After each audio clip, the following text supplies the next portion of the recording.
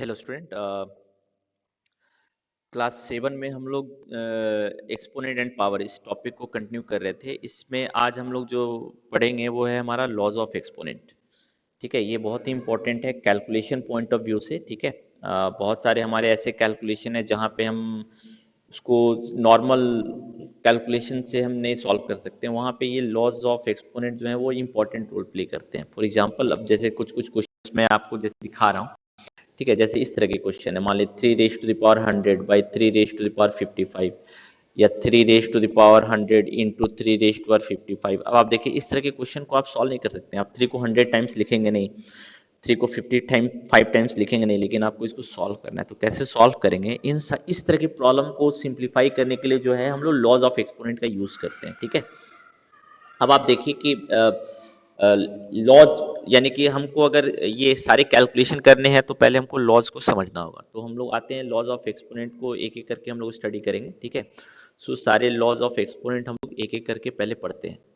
पहला लॉ क्या है कि अगर दो एक्सपोनेंशियल फॉर्म है और दोनों का आपको प्रोडक्ट निकालना है, आप सबसे पहले क्या देखेंगे कि दोनों का बेस सेम है या नहीं। दोनों का बेस सेम है, और दूसरा क्या देखेंगे, दोनों के बीच में कौन सा ऑपरेशन यूज हुआ है, मल्टीप्लीकेशन यूज हुआ है। तो ये लॉ बोलता है कि आप सिंपली जो बेस है ए, अब इस ए का जो एक्सपोनेंट होगा वो क्या होगा, इन दोनों एक्सपोनेंट का सम। यानी एक्सपोनेंट का सम कौन कब होगा, जब आपके पास क्या है, मल्टीप्लिकेशन है। और दूसरा, जब दोनों का बेस सेम है, यानी बेस सेम होना चाहिए और दोनों के बीच में मल्टीप्लिकेशन का सिंबल होना चाहिए। तो हम बोलेंगे कि जो ए का नया एक्सपोनेंट होगा वो दोनों एक्सपोनेंट का क्या होगा, सम।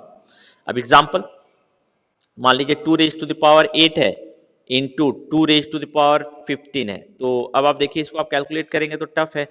अगर इस लॉ का यूज करेंगे तो दोनों का बेस सेम है, दोनों के बीच में मल्टीप्लीकेशन है, तो ये बोलता है कि तो 2 का एक्सपोनेंट अब क्या हो जाएगा, दोनों एक्सपोनेंट का सम, यानी 2 इज इक्वल टू 8 प्लस 15, यानी 2 is raise to the power 23, ये हो जाएगा।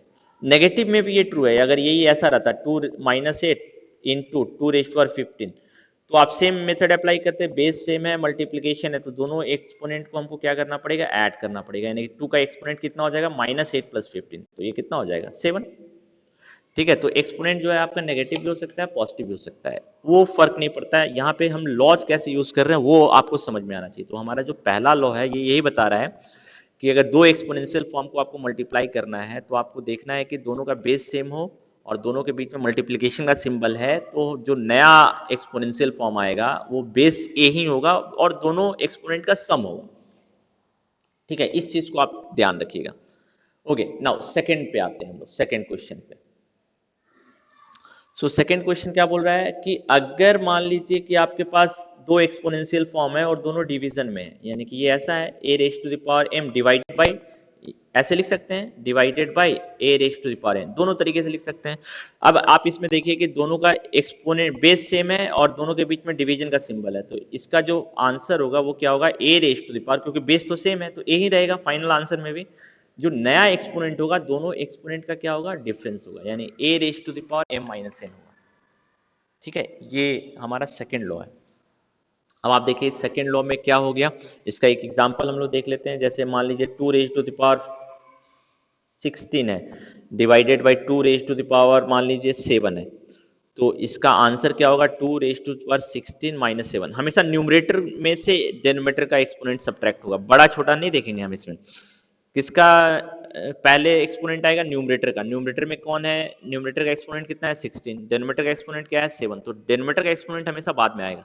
तो इसका आंसर कितना होगा, 2 रेज टू द पावर 9। अब अगर यही क्वेश्चन ऐसा होता, मान लीजिए 2 raise to the power 7 divided by 2 raise to the power 15, तो क्या होता है इसका answer, 2 raise to the power 7 - 15। हमेशा न्यूमरेटर का एक्सपोनेंट माइनस डेनोमिनेटर का एक्सपोनेंट, यानी ये कितना हो जाएगा, 2 रेज टू द पावर -8। अगर ये ऐसा होता मान लीजिए 2 रेज टू द पावर -15, तो इसका आंसर क्या होता है, 2 raise to the power 7 minus, ये फॉर्मूले से आया, लॉ से आया, और ये -15 इसमें सब्ट्रैक्ट होगा, तो आंसर कितना हो जाएगा, 2 रेज टू द पावर 7 + 15, यानी कि 2 रेज टू द पावर 22, ये इसका आंसर होगा।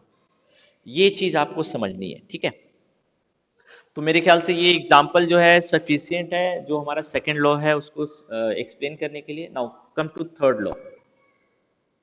थर्ड लॉ क्या है, ये बोल रहा है कि अगर मान लीजिए कि a raise to the power m whole raise to the power n है, तो इसको कैसे हम सॉल्व करेंगे। तो इस ये लॉ बोलता है कि ये यहाँ ब्रैकेट है ना, ब्रैकेट रहना चाहिए, ब्रैकेट नहीं होगा तो चेंज हो जाएगा। मैं ऐसा एक एग्जांपल आपको दूंगा, तो इसमें क्या होगा, ये दोनों जो होगा मल्टीप्लाई हो जाएगा, दोनों एक्सपोनेंट, यानी ये क्या हो जाएगा a raise to the power m into n, ये हो जाएगा। ठीक है, फॉर एग्जाम्पल अगर लिखा हुआ है 2 raise to the power 3 whole raise to, ये एक ऐसे लिखा हुआ है और एक ऐसे लिखा हुआ है। अब आप देखिए कि कौन इस फॉर्म में है, ये चीज यहाँ पे आपको समझनी है।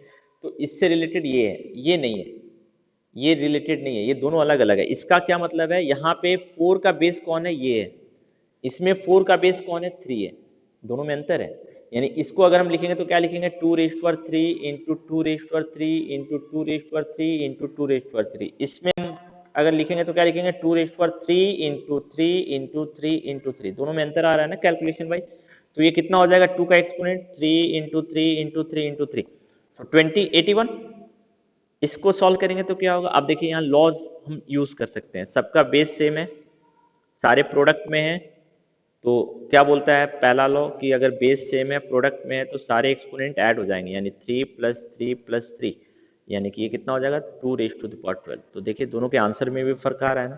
तो इसका मतलब क्या है और इसका मतलब क्या है, दोनों आपको समझ में आना चाहिए। ये कब यूज होगा, जब ब्रैकेट है, अदरवाइज नहीं यूज होगा। ठीक है, सो थर्ड लॉ में कंफ्यूजन होता है कभी कभी, इसको आप थोड़ा सा ध्यान रखिएगा। Now come to fourth one, fourth law पे आते हैं। फोर्थ लॉ क्या है, फोर्थ लॉ बोल रहा है कि अगर मान लीजिए कि आपके पास a और b दो अलग अलग बेस है, इसका होल एक्सपोनेंट m है, यानी a और b दोनों का प्रोडक्ट, इसका एक्सपोनेंट m है। तो ये लॉ बोलता है कि हम इसको लिख सकते हैं a raise to the power m into b raise to the power m, हम इसको ऐसे लिख सकते हैं। ठीक है, यानी कि ये एक्सपोनेंट जो है दोनों पे डिस्ट्रीब्यूट हो जाएगा, a raise to the power m into b raise to power n। इसका रिवर्स पार्ट भी है, अगर देखिए यहाँ पे दोनों का बेस अलग अलग है, लेकिन दोनों के बीच में सिंबल प्रोडक्ट, एडी प्रोडक्ट क्या है, प्रोडक्ट है, मल्टीप्लिकेशन है। हम दोनों के एक्सपोनेंट को ऐड नहीं कर सकते हैं, क्यों, दोनों का बेस सेम नहीं है। बट ये क्या बोल रहा है कि अगर बेस सेम नहीं है, एक्सपोनेंट सेम है, तो हम एक्सपोनेंट को कॉमन ले सकते हैं, यानी हम इसको क्या लिख सकते हैं, A B whole raise to power m, हम इसको ऐसे लिख सकते हैं। ठीक है, सो ये एक इंपॉर्टेंट पार्ट है। अब देखिए जैसे इसका एक पार्ट क्या आ गया, मान लीजिए 2 raise to the power 7 into 3 raise to the power 7 है, तो इसको अब मल्टीप्लाई हम कैसे कर सकते हैं, देखिए दोनों का एक्सपोनेंट सेम है, तो हम बेस को मल्टीप्लाई कर सकते हैं, यानी कि 6 रेज टू 7, हम ऐसे लिख सकते हैं इसको, ये यही बता रहा है। ठीक है, तो ये देखिए एक इंपॉर्टेंट कॉन्सेप्ट है हमारे लिए। ठीक है, इसको आप ध्यान रखिएगा। फोर्थ नंबर, अब सेम जो है वो डिवीजन के लिए भी ट्रू है, सेम। यहाँ तो प्रोडक्ट था, a by B whole raise to the power m है, तो हम इसको क्या लिख सकते हैं, a raise to the power m by b raise to the power m, हम इसको ऐसे लिख सकते हैं। ठीक है, तो ये भी ध्यान रखिएगा आप, ये भी हमारे लिए एक इंपॉर्टेंट कॉन्सेप्ट हो गया, a raise to the power m by b raise to the power m। ठीक है, सो ये बिल्कुल सेम है जैसा मल्टीप्लीकेशन था, 2 raise to the power 7 by 6 raise to the power 7 है, तो दोनों का एक्सपोनेंट सेम है, तो हम सिंपली दोनों के बेस को डिवाइड कर सकते हैं और एक्सपोनेंट क्या हो जाएगा, कॉमन। तो इसका आंसर क्या हो जाएगा, 1/3 whole raise to the power 7 हो जाएगा। ठीक है, सो फिफ्थ भी हमारा एक इंपॉर्टेंट कॉन्सेप्ट है। Now come to sixth one. Sixth क्या बोलता है, ए का जो एक्सपोनेंट अगर जीरो है तो इसका वैल्यू 1 होगा, बट विथ कंडीशन, ये जो ए बेस होना चाहिए हमेशा नॉन जीरो होना चाहिए, यानी कि 0/0 जो है ये नॉट डिफाइंड है, हम नहीं बता सकते हैं ये क्या हुआ, हम इसका वैल्यू 1 नहीं बोल सकते हैं। 1 कब होगा, जब ये नॉन जीरो होगा, यानी कि 5/0 1 होगा, 100 रेज टू द पावर 0 1 होगा, -500 रेज टू द पावर 0 1 होगा, हम ये बोल सकते हैं, नॉन जीरो बेस होना चाहिए। ठीक है, now come to the seventh and the last one, a raise to the power -1। अगर एक्सपोनेंट आपका नेगेटिव है, तो अगर एक्सपोनेंट को आपको पॉजिटिव बनाना है, तो इस पूरे बेस को कहां पर ले जाना पड़ेगा, डिनोमिनेटर में, यानी ये 1/a हो जाएगा। ठीक है, तो आपका एक्सपोनेंट क्या हो गया, +1 में कन्वर्ट हो जाएगा, या रिवर्स 1/a है, अगर इसको मुझे न्यूमरेटर में ले जाना है, तो इसका एक्सपोनेंट क्या हो जाएगा, नेगेटिव हो जाएगा। तो ये चीज आप समझिए, सिर्फ 1 के लिए नहीं, किसी के लिए भी, अगर ये ऐसा है 1/a⁴m, तो इसका वैल्यू क्या हो जाएगा, एक्सपोनेंट, ये चीज पूरी की पूरी अगर न्यूमरेटर में चली गई तो इसका एक्सपोनेंट क्या हो जाएगा, नेगेटिव। अगर इसी तरह अगर ये ऐसा है 2⁻⁻6 है, अगर इस पूरे चीज को हम डिनोमिनेटर में ले जाए, न्यूमरेटर में अभी, तो डिनोमिनेटर में ले जाएंगे तो एक्सपोनेंट क्या हो जाएगा, पॉजिटिव हो जाएगा, नेगेटिव से। तो यानी कि अगर पूरे पावर को हम अगर ऊपर नीचे करते हैं, एक्सपोनेंट बेस न्यूमरेटर या डिनोमिनेटर में करते हैं, तो साइन किसका चेंज करता है, एक्सपोनेंट का साइन चेंज करता है और किसी का नहीं। ये चीज आप ध्यान रखिएगा, ठीक है। तो हमने टोटल 7 लॉज ऑफ एक्सपोनेंट पढ़े। I hope you understood this, ठीक है। अब आप देखिए ट्राइदीज आपके बुक में ऑलरेडी दिए हुए हैं, आप इन सारे ट्राइदीज को कंप्लीट कीजिए। सिंपल डायरेक्टली एक फॉर्मूला लॉज बेस्ड है क्वेश्चन। पहला लॉ आपको ऑलरेडी बता दिया है कि यहाँ पे हमको कौन सा लॉ यूज करना है, हमको यहाँ पे इस लॉ का यूज करना है। तो ये सिंपल है ना, आप बना सकते हैं। तो आप ये ट्राई कीजिएगा, ये आपका होमवर्क रहा, ठीक है। इसी तरह देखिए इस पे बेस्ड है, ये किस लॉ पे बेस्ड है आपका ऑलरेडी बता दिया, इस लॉ पे बेस्ड है ये क्वेश्चन, ठीक है। तो ये ट्राई दिस भी आप कंप्लीट कीजिएगा, डायरेक्टली फॉर्मूला बेस्ड क्वेश्चन है, हमने ऑलरेडी देख लिया इसका एग्जांपल, तो ये सॉल्व कर सकते हैं आप, ठीक है। पहले हम लोग ट्राई दिस कंप्लीट करेंगे, देखिए फिर ये ट्राई दिस किस पे बेस्ड है, इस लॉ पे बेस्ड है, तो इसको भी आप कंप्लीट कर सकते हैं, कोई प्रॉब्लम नहीं होनी चाहिए मेरे ख्याल से, ठीक है। नेक्स्ट इस ट्राइदिस पे आते हैं, ये ट्राइदिस किस पे बेस्ड है, इस पे बेस्ड है, यहाँ पे ऑलरेडी लिखा हुआ है कौन सा लॉ हमको यूज करना है, ठीक है। तो पहले आप इन सारे ट्राइदिस को कंप्लीट कीजिए, ठीक है। उसके बाद जो है हम लोग टिपिकल क्वेश्चन पे बनाएंगे। इस पे ये किस पे बेस्ड है, इस पे बेस्ड है, तो इसको भी आप सॉल्व कर सकते हैं, ये भी आपका होमवर्क है। यहाँ ऑलरेडी देखिए लिखा हुआ है 2⁻0 कितना होता है, 1 होता है। तो पहले आप इन सारे ट्राइदिस को कंप्लीट कीजिए, उसके बाद जो है हम लोग एक्सरसाइज को देखेंगे। एक्सरसाइज 13.2 सिंपल है, बट पहले इंपॉर्टेंट है हमारे लिए सारे लॉज को समझना, ठीक है। Okay, so first you complete all those